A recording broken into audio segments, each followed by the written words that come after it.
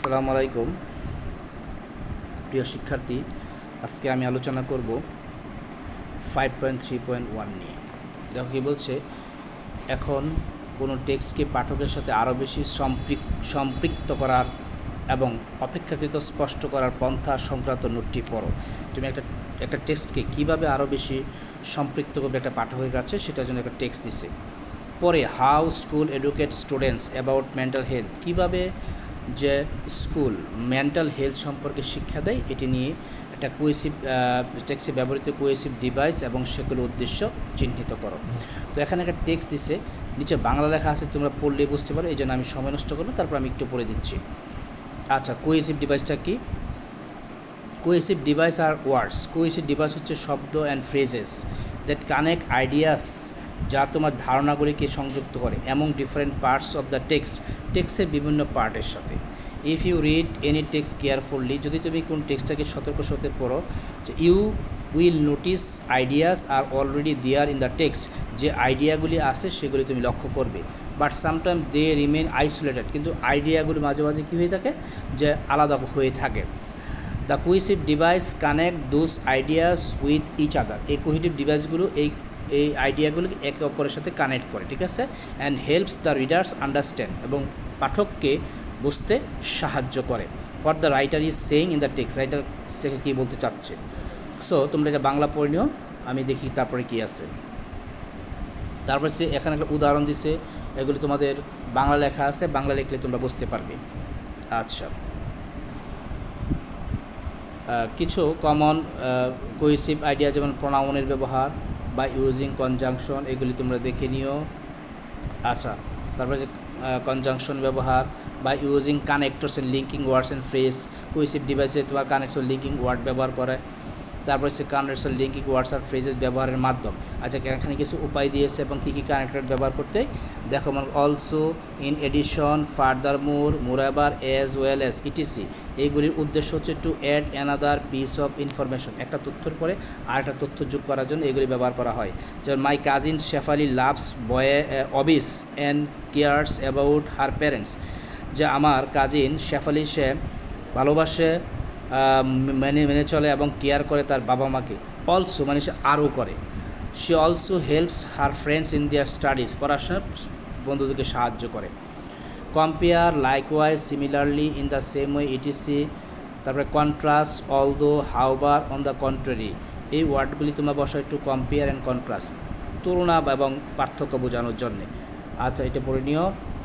For example, such S, for instance, like, etc, এইগুলি তোমার সাধারণত ব্যবহার করা হয় কেন, যে কোনো প্রমাণ বা এক্সাম্পল দেওয়ার জন্যে। তারপর দেখো cause, because, due to, since, etc, effect, consequently, as a result, therefore, so, এগুলি ব্যবহার করে to show cause and effect, the consequence of an action, কোনো কাজের কারণ এবং ফলাফল দেখানোর জন্যে। Firstly, secondly, thirdly, finally, then, after, এইগুলি বলা হয় টু মেক এ সিকোয়েন্স, একটা ধারাবাহিকতা বজায় রাখার জন্য। পার্টিকুলারলি, স্পেশালি, মেইনলি ইত্যাদি ব্যবহার করা হয় to give emphasis on some or something, কোনো ব্যক্তি বা কোনো জিনিসকে গুরুত্ব দেওয়ার জন্য। আর in conclusion, to conclude, to summarize, therefore, overall ইত্যাদি বসানো হয় তোমার টু সামারাইজ, কনক্লুড, আইডিয়া, কোনো আইডিয়াকে সামারাইজ করার জন্য।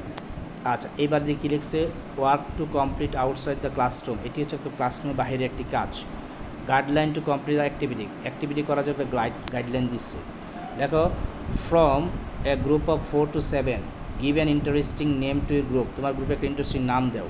দেন apply all the possible ways, সকল সম্ভাব্য উপায়গুলি ব্যবহার করো। To search the cohesive device, cohesive ডিভাইসকে সার্চ করার জন্য। Also notice the cohesive device people use around you, তোমার চারপাশে যে মানুষ কোহেসিভ দিয়ে ব্যবহার করে সেগুলো তুমি নোটিস, লক্ষ্য করো। Next, discuss and make a poster, তারপর একটা পোস্টার তৈরি করতে বলছে। আচ্ছা, এবার আমরা পোস্টারে চলে যাই।